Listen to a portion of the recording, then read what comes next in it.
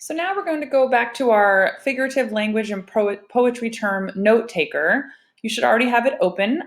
We've already filled in the first page in our first assignment. So go ahead and go to the second page. We've just practiced similes and metaphors. So please go ahead and add an example or a definition here for each. And then I'm going to continue on, and now we're going to add personification and rhyme. Don't worry about these two. We will add them at our next lesson. So, looking at personification, this is another review. Personification is giving human qualities to a non-human item. And our example here is if this ice cream cone were to be begging us to eat it.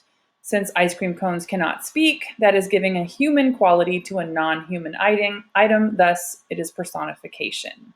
So go ahead and add personification to your note taker. And just as a reminder, this note taker is what you will use to study for our poetry unit exam, so it is very important that you keep the definitions up to date as we go through each lesson in this unit.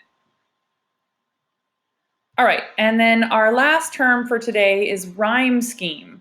So rhyme scheme in poetry is a little interesting, but once you get it, it's pretty simple. So rhyme scheme is simply a pattern of rhyme that's labeled.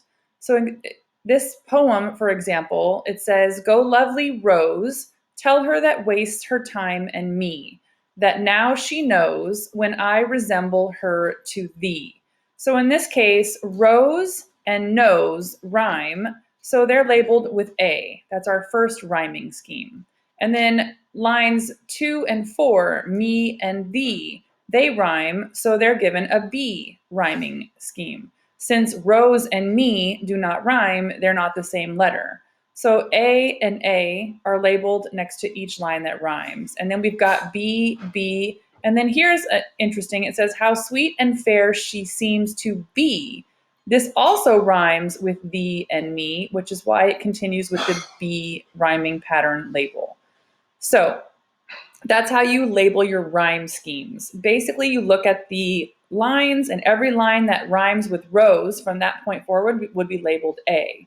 And then every one that rhymes with me would be labeled B. Go ahead and add rhyme scheme to your note taker, and then we'll continue with today's academic poem that we'll use for practice.